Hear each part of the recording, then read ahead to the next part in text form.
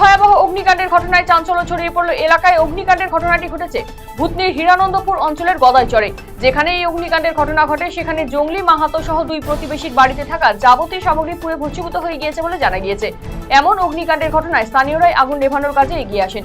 ঘটনার খবর পেয়ে ঘটনাস্থলে আসে ভূতনি থানার পুলিশ। আর এই ঘটনায় কয়েক লক্ষ টাকার ক্ষয়ক্ষতি হয়েছে বলে জানা গিয়েছে।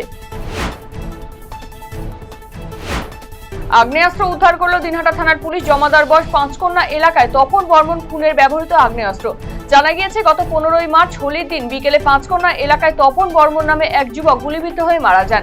আর এই ঘটনায় বন্ধন দাস নামে এক ব্যক্তি দিনহাটা আদালতে আত্মসমর্পণ করেন। এরপর পুলিশ তাকে নিজেদের হেফাজতে নিয়ে খুনের ঘটনায় ব্যবহৃত আগ্নেয়াস্ত্র উদ্ধার করতে সক্ষম হয়। বুধবার রাতে এই নিয়ে দিনহাটা থানায় সাংবাদিক বৈঠক করা হয়। সেখানে দিনহাটা মহকুমা পুলিশ আধিকারিক ধীমান মিত্র সহ অন্যান্যরা উপস্থিত ছিলেন।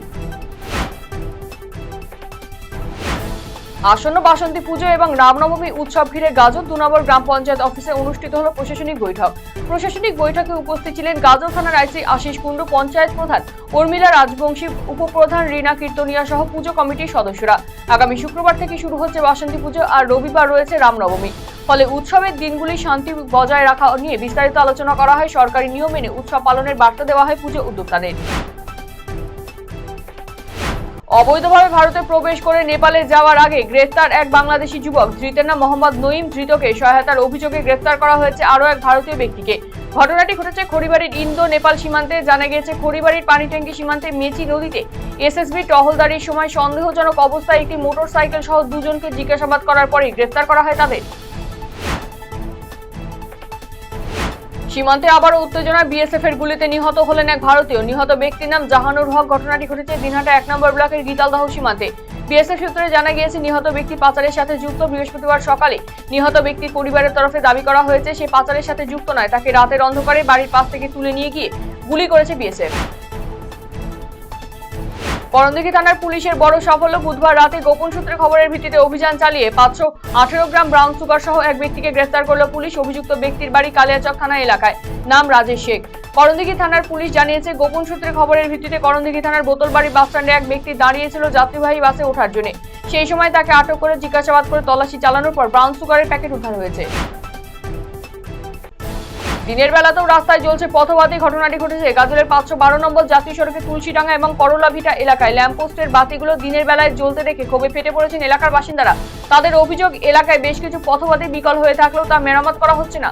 অথচ দিনের বেলায় অনেক পথবাতি জ্বলে রয়েছে, এতে অপচয় হচ্ছে বিদ্যুতের। শরিকি বিবাদে বোমাবাজির ঘটনায় চাঞ্চল্য ছড়ালো কোচবিহার 1 নম্বর ব্লকের ঘুঘুমারি গ্রাম পঞ্চায়েতের পশ্চিমবঙ্গ হওয়ার গাড়ি এলাকায়। আহত হয়েছেন একই পরিবারের 5 জন। ঘটনায় গুরুতর জখম হয় জিয়ারুল হকের ভাই বেজ্জাক হোসেন। বর্তমানে তিনি কোচবিহার এফজেড মেডিকেল কলেজ ও হাসপাতালে চিকিৎসাধীন। এসইউসিআই এর আইন অমান্য আন্দোলনকে কেন্দ্র করে তীব্র উত্তেজনা। রায়গঞ্জ শহরের ঘড়িমোড়ে এসইউসিআই নেতাকর্মীদের সাথে পুলিশের চরম ধস্তাধস্তি হয়। কেন্দ্র এবং রাজ্য সরকারের একাধিক জনবিরোধী নীতির বিরুদ্ধে এবং জেলাবাসীর কিছু গুরুত্বপূর্ণ দাবি নিয়ে বৃহস্পতিবার রায়গঞ্জ আদালতে গণ আইন অমান্য আন্দোলনের ডাক দিয়েছিল এসইউসিআই। এসইউসিআই নেতাকর্মীরা মিছিল করে রায়গঞ্জ আদালতের দিকে এগোতে গেলে পুলিশ তাদের আটকে দেয়। আর তখনই শুরু হয় চরম উত্তেজনা। মাটি বোঝাই ট্রাক্টর আটক করল ভূমি সংস্কার দফতর। বৃহস্পতিবার মাটির অবৈধ কারবারিদের বিরুদ্ধে অভিযান চালায় কালিয়াগঞ্জ ব্লক ভূমি ও ভূমি সংস্কার দফতর। সেই সময় মাটি বোঝে একটি ট্রাক্টর আটক করেন দফতরের আধিকারিকেরা। উল্লেখ্য, দীর্ঘদিন ধরে সরকারি রাজস্ব ফাঁকি দিয়ে মাটি এবং বালি মাফিয়ারা দাপিয়ে বেড়াচ্ছিল। দিনে রাতে নিয়ম নীতির তোয়াক্কা না করে মাটি নিয়ে ছুটছিল ড্রাম্পার ট্রাক্টরগুলি। এই ঘটনায় সরব হয়েছিলেন স্থানীয় বাসিন্দারা। অবশেষে রাধিকাপুর অঞ্চলের বিভিন্ন এলাকায় অভিযান চালিয়ে মাটি বোঝাই ট্রাক্টর ধরা পড়ে ভূমি সংস্কার দফতরের হাতে। বন্ধন ব্যাংকের চাকরি যাওয়া কর্মীরা 4 দফা দাবির ভিত্তিতে কোচবিহার বিবেকানন্দ স্ট্রিট সংলগ্ন এলাকায় বন্ধন ব্যাংকের সামনে অবস্থান বিক্ষোভ আন্দোলনে সামিল হয়। অভিযোগ, ওই বন্ধন ব্যাংকের 500 জন কর্মীকে কাজ থেকে বাদ দিয়ে দেওয়া হয়েছে তাদের না জানিয়ে। তাদের শুধু 1 মাস আগে জানানো হয়েছিল ব্যাংকের ফান্ড নেই, তাই প্রোগ্রাম চলবে না। তারপর হঠাৎ তাদের কাজ থেকে বাদ দিয়ে দেওয়া হয়। ফলে তারা বৃহস্পতিবার এই অবস্থান বিক্ষোভ আন্দোলনে সামিল হন। সমবায় সমিতির নির্বাচন স্থগিত করে দেওয়ার প্রতিবাদে ক্ষোভ প্রকাশ কংগ্রেসের। বৃহস্পতিবার নমিনেশন জমা দিতে এসে এই নিয়ে বিডিও অফিসে ক্ষোভ উগরে দিল কংগ্রেস নেতৃত্ব। যদিও নির্বাচনের জন্য তারা প্রস্তুত ছিল বলে দাবি তৃণমূল নেতৃত্ব, তবে তারা হঠাৎ করে নির্বাচন স্থগিতের বিষয় জানতে পারে। যদিও দীর্ঘ 12 বছর ধরে এখানে নির্বাচন হয়নি বলেই তৃণমূলের পক্ষ থেকে জানানো হয়েছে। বুধবার রাতে ডুয়ার্সের মাটিয়ালি ব্লকের ধূপঝড়ের একটি বেসরকারি রিসর্ট থেকে একটি বিশালাকার কিং কোবরা উদ্ধার হয়। রিসর্টের একজন কর্মী প্রথমে কিং কোবরাটি দেখতে পান, এরপর খবর দেওয়া হয় সর্পপ্রেমী দিবস রায়কে। খবর পেয়ে ঘটনাস্থলে আসে বন দপ্তরের কর্মীরাও। এরপর বেশ কিছুক্ষণের চেষ্টায় দিবস রায় কিং কোবরাটিকে উদ্ধার করে বন দপ্তরের হাতে তুলে দেন। এদিকে রিসর্টে ঢুকে পড়েছে কিং কোবরা। খবর ছড়িয়ে পড়তেই স্বাভাবিকভাবে চাঞ্চল্য ছড়িয়ে পড়ে। গাজল অবর বিদ্যালয়ের পরিদর্শককে সম্বর্ধনা দিলেন হাইকোর্টের রায় সদ্য চাকরিপ্রাপ্ত প্রাথমিক স্কুলের শিক্ষকেরা। বৃহস্পতিবার গাজল চক্রের অবর বিদ্যালয়ের পরিদর্শক প্রশান্ত রায়কে ফুলের তোড়া দিয়ে সংবর্ধনা প্রদান করা হয়। জানা গিয়েছে 2009 সালে প্রাথমিক টেট পরীক্ষা দিয়েও নিয়োগপত্র হাতে পাচ্ছিলেন না তারা। অবশেষে দীর্ঘ লড়াই করে হাইকোর্ট থেকে জয় ছিনিয়ে নিয়েছেন তারা।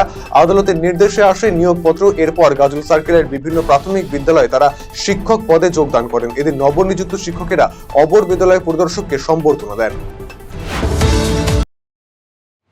গাজল অবর বিদ্যালয় পরিদর্শককে সম্বর্ধনা দিলেন হাইকোর্টের রায় সদ্য চাকরিপ্রাপ্ত প্রাথমিক স্কুলের শিক্ষকেরা। বৃহস্পতিবার গাজল চক্রের অবর বিদ্যালয় পরিদর্শক প্রশান্ত রায়কে ফুলের তোড়া দিয়ে সম্বর্ধনা দেওয়া হয়। জানা গিয়েছে 2009 সালে প্রাথমিক টেট পরীক্ষা দিয়েও নিয়োগপত্র হাতে পাচ্ছিলেন না তারা। অবশেষে দীর্ঘ লড়াই করে হাইকোর্ট থেকে জয় ছিনিয়ে এনেছেন তারা। ধর্ষণ মামলায় জড়িত বহিষ্কৃত তৃণমূল নেতা আব্দুল মান্নান ওরফে মান্নের দৃষ্টান্তমূলক শাস্তি এবং অবিলম্বে চার্জশিট জমা দেওয়ার দাবিতে দিনহাটা থানায় বৃহস্পতিবার বিক্ষোভ দেখালেন বড় আটিয়াবাড়ি 2 নম্বর অঞ্চলের গ্রামবাসীরা। দিনহাটা মহিলা থানায় বিক্ষোভ দেখালেন বড় আটিয়াবাড়ি 2 নম্বর অঞ্চলের গ্রামবাসীরা। গ্রামবাসীদের দাবি অবিলম্বে ধর্ষণের মামলায় জড়িত আব্দুল মান্নানকে কঠোর শাস্তি দিতে হবে। পাশাপাশি ওই মামলার দ্রুত চার্জশিট জমা দেওয়ার জন্য পুলিশের কাছে আবেদন জানিয়েছেন গ্রামবাসীরা। এদিনের এই বিক্ষোভে গ্রামবাসীরা ছাড়াও ওই নির্যাতিতার মা বাবা তারা উপস্থিত ছিলেন। সুপ্রিম কোর্টের রায় বাতিল প্রায় 26,000 চাকরি। এর মধ্যে চাকরি খোয়াতে হচ্ছে বালুরঘাট হাই স্কুলের 4 জন শিক্ষক এবং 2 জন অশিক্ষক কর্মীকে। বালুরঘাট হাই স্কুলের প্রধান শিক্ষক সৃজিত সাহা জানিয়েছেন, এমনিতে স্কুলগুলিতে শিক্ষকের অপ্রতুলতা রয়েছে, সে কারণে 4 জন শিক্ষক চলে গেলে বিষয়ভিত্তিক পড়ানোর ক্ষেত্রে অসুবিধা হবে। পাশাপাশি 2 জন করণিক স্টাফের চাকরি চলে যাওয়ায় স্কুলের অফিসিয়াল কাজে প্রচন্ড সমস্যা হবে। পাশাপাশি ওইসব শিক্ষকেরা উচ্চ মাধ্যমিক এবং একাদশ শ্রেণীর খাতা দেখছেন, সেক্ষেত্রে অসুবিধা সৃষ্টি হতে পারে। তবে রাজ্য সরকার যে একটা ব্যবস্থা গ্রহণ করবেন সে বিষয়ে নিশ্চিত তিনি। লোকসভায় দাঁড়িয়ে আবারও এইমসের দাবিতে সরব হলেন রায়গঞ্জের সাংসদ কার্তিক চন্দ্রপাল। বৃহস্পতিবার সংসদ অধিবেশনে উত্তরবঙ্গের চিকিৎসা পরিষেবার উন্নয়নে রায়গঞ্জের এইমস স্থাপনের দাবি তুলেন রায়গঞ্জের সাংসদ। পাশাপাশি রাধিকাপুর থেকে ব্যাঙ্গালোরগামী এবং আলুয়াবাড়ি থেকে কলকাতাগামী ট্রেন চালুর দাবিতে বৃহস্পতিবার সংসদে পেশ করলেন সাংসদ কার্তিক চন্দ্রপাল। রাজ্যে এগিয়ে এলো গরমের ছুটি। রাজ্য জুড়ে চলছে তীব্র দাবদাহ। ইতিমধ্যে বেশ কয়েকটি জেলায় স্কুলের সময় পরিবর্তন করা হয়েছে। দুপুরের পরিবর্তে সেখানে স্কুল চলছে সকালে। এবারে রাজ্যের সরকারি স্কুলগুলিতে গরমের ছুটি এগিয়ে আনার কথা জানালেন মুখ্যমন্ত্রী মমতা বন্দ্যোপাধ্যায়। গরমের কারণে রাজ্যে 30শে এপ্রিল থেকে শুরু হবে গরমের ছুটি। গরমের ছুটি শুরু হবে প্রাথমিক এবং হাই স্কুলগুলিতেও। নবান্ন থেকে বৃহস্পতিবার ঘোষণা করলেন মুখ্যমন্ত্রী মমতা বন্দ্যোপাধ্যায়। সুপ্রিম কোর্টের রায়ে বাতিল 26,000 শিক্ষকের চাকরি। এই রায়ের জেরে অচলাবস্থার সৃষ্টি হয়েছে গোটা রাজ্যে। এই রায়ের জেরে চাকরি হারা হয়েছে মালদা শহরের বার্লো গার্লস হাই স্কুলের 4 জন শিক্ষিকা এবং একজন চতুর্থ শ্রেণীর করণিক। এক্ষেত্রে স্কুলের পঠন পাঠনের ক্ষেত্রে যেমন সমস্যার সৃষ্টি হবে, পাশাপাশি চতুর্থ শ্রেণীর করণিক চাকরিচ্যুত হওয়ায় স্কুলের বিভিন্ন কাজকর্মের ক্ষেত্রেও নানা ব্যাঘাত তৈরি হবে, জানিয়ে হতাশা প্রকাশ করেছেন স্কুলের সহশিক্ষিকারা। বৃহস্পতিবার দেশের সর্বোচ্চ আদালতে রায় বাতিল হয়ে গেল 2016 সালের এসএসসির পুরো প্যানেল। কোচবিহারের শীতলকুচি গোপীনাথ হাই স্কুলের সুপ্রিম কোর্টের রায়ে চাকরি হারালেন মোট 9 জন, 7 জন শিক্ষক এবং 2 জন গ্রুপ সি কর্মী। 7 জনের মধ্যে 5 জন বিজ্ঞান বিভাগের শিক্ষক এবং 1 জন ইংরেজি এবং 1 জন ভূগোলের শিক্ষক ছিলেন। স্কুলে পরীক্ষা চলাকালীন স্কুলে আসা 2 জন শিক্ষক স্কুল ছেড়ে বেরিয়ে যান। স্কুলে মোট 27 জন শিক্ষক, 7 জন শিক্ষক না থাকায় সমস্যা হবে স্কুল পরিচালনার ক্ষেত্রে বলে জানান স্কুলের প্রধান শিক্ষক। আদালতের নির্দেশে চাকরি হারালেন রাজ্যের 25,753 জন শিক্ষক অশিক্ষক কর্মী। চাকরি হারালেন যোগ্যরাও। যোগ্যদের চাকরি দেওয়া নিয়ে প্রশ্ন তুলতে শুরু করেছেন বিরোধীরা। এবারে তাদের পাশে দাঁড়িয়ে আগামী 7 তারিখ নেতাজি ইন্ডোর স্টেডিয়ামে মিটিং করতে চলেছেন মুখ্যমন্ত্রী মমতা বন্দ্যোপাধ্যায়। সেই মিটিংয়ে মুখ্যমন্ত্রীর সঙ্গে থাকবেন রাজ্যের শিক্ষামন্ত্রী, মুখ্য সচিব এবং আইনজীবীরা। বৃহস্পতিবার সাংবাদিক বৈঠকে জানালেন মুখ্যমন্ত্রী মমতা বন্দ্যোপাধ্যায়।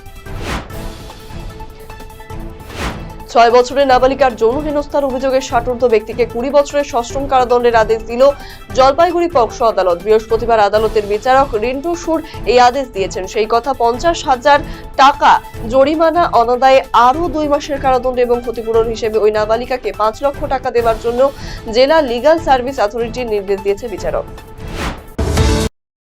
আইন অমান্য আন্দোলন ঘিরে বৃহস্পতিবার ধুন্ধুমার পরিস্থিতি। কোচবিহার এসডি অফিসে ভাঙা হলো পুলিশ ব্যারিকেড, পাল্টা লাঠিচার্জ পুলিশের। গোটা ঘটনা সকল এসইসিআই কর্মীদের গ্রেপ্তার করলো কোতোয়ালি থানা পুলিশ। অভয় ন্যায় বিচারের দাবি সহ একাধিক দাবির ভিত্তিতে কোচবিহার এসডি অফিসে আইন অমান্য আন্দোলন সংগঠিত করে এসইসিআই। গাজল ধর্মতলা মোড় সংলগ্ন সর্বজনীন জগন্নাথ মন্দিরে চলছে লীলা কীর্তন। বাৎসরিক অনুষ্ঠান উপলক্ষে ভক্তদের সমাগম হয় এখানে। পাশাপাশি ভক্তদের জন্য দুবেলা প্রসাদের ব্যবস্থা করা হয়েছে কমিটির পক্ষ থেকে। এখানে এবছর নতুন মন্দির তৈরি করা হয়েছে প্রায় 30 লক্ষ টাকা ব্যয়। মারোয়ারি মালিকের গোডাউনে বৃহস্পতিবার ভয়াবহ অগ্নিকাণ্ডের ঘটনায় চাঞ্চল্য ছড়ালো এলাকায়। ঘটনাটি ঘটেছে দিনহাটা সাহেবগঞ্জ রোড বাণিজ্যিক এলাকায় অবস্থিত মারোয়ারি মালিকের গোডাউনে। দমকলের তীব্র প্রচেষ্টা সত্ত্বেও আগুন নিয়ন্ত্রণে আসেনি। মারোয়ারি ব্যবসায়ী পাট এবং তামাকের গোডাউনে ভয়াবহ অগ্নিকাণ্ডের ঘটনাটি ঘটেছে। ধূপগুড়ি শহরের ঐতিহ্যবাহী মন্দির মায়েস্থানে পুরোহিতদের থাকার জন্য পাকা আবাসন তৈরি করা উদ্যোগ নিল ধূপগুড়ি মায়েস্থান মন্দির কমিটি। এর আগে টিনের বেড়া দেওয়া ঘরে থাকতেন পুরোহিতরা। গরমকালে সেই ঘরে থাকা অনেক কষ্টকর ছিল। পুরোহিতদের কিছুটা স্বস্তি দিতে আনুমানিক 15 লক্ষ টাকা ব্যয় এই আবাসন তৈরি করা হবে বলে জানিয়েছেন উদ্যোক্তারা। এই আবাসন তৈরি হলে এখানে মন্দিরে পুরোহিতদের যেমন থাকার ব্যবস্থা হয়, পাশাপাশি ভোগ প্রসাদ বিলি এবং প্রসাদ নেওয়ার জন্য কক্ষ থাকবে। চা বাগানে কর্মরত অবস্থায় চিতাবাঘের আক্রমণে আহত হলেন মহিলা চা শ্রমিক। ফাঁসি দেওয়া ব্লকের গয়াগঙ্গা চা বাগানের ঘটনাটি কেন্দ্র করে আতঙ্ক ছড়িয়ে পড়েছে গোটা বাগান জুড়ে। জানা গেছে এদিন সকালে নিয়মিত পাতা তোলার কাজে যুক্ত ছিলেন গয়াগঙ্গা চা বাগানের শ্রমিকেরা। নির্দিষ্ট 5 নম্বর সেকশনে পাতা তোলার কাজ চলাকালীন চিতাবাঘের আক্রমণের শিকার হয় নিতু মিঞ্জ নামে এলাকার এক মহিলা শ্রমিক। বৃহস্পতিবার দেশের সর্বোচ্চ আদালতের রায়ে বাতিল হয়ে গেল 25,753 জনের শিক্ষক অশিক্ষক কর্মী চাকরি, যাকে ঘিরে শোরগোল পড়েছে রাজ্য জুড়ে। চাকরি বাতিলের তালিকায় নাম রয়েছে রায়গঞ্জের দেবীনগর কৈলাসচন্দ্র রাধারানী বিদ্যাপীঠে কর্মরত শিক্ষিকা প্রিয়াঙ্কা গুহ। চাকরি বাতিলের রায় ঘোষণার পর সংবাদবন্ধের মুখোমুখি হয়েছিলেন তিনি। কিছুতেই এই রায় তিনি মেনে নিতে পারছেন না, নিজেকে যোগ্য বলে দাবি করছেন তিনি। একইভাবে স্কুলে চাকরি ছুঁয়েছেন কৃষ্ণ মৃত্তিকা নাথ নামে অপর এক শিক্ষিকা। প্রতি বছরের মতো এবছর নিষ্ঠা এবং ভক্তি সহকারে চৈতি ছট পূজায় মেতে উঠল পুণ্যার্থীরা। বৃহস্পতিবার এমন চিত্র দেখা গেল কালিয়াগঞ্জ শ্রীমতী নদী ঘাটে। ছট পুজোয় একটি হয় কার্তিক মাসে, আরেকটি হয় চৈত্র মাসের ষষ্ঠীতে। একই রীতিনীতি মেনে মহিলারা 72 ঘন্টা উপবাস করে পালন করেন চৈতি ছট। এরপর বৃহস্পতিবার বিকেলে অস্তগামী সূর্যকে অর্ঘ্য প্রদান করেন তারা। অনুরূপভাবে পরের দিন অর্থাৎ শুক্রবার উদীয়মান সূর্যকে অর্ঘ্য দিয়ে ব্রত সম্পন্ন করবেন ছট পুণ্যার্থীরা।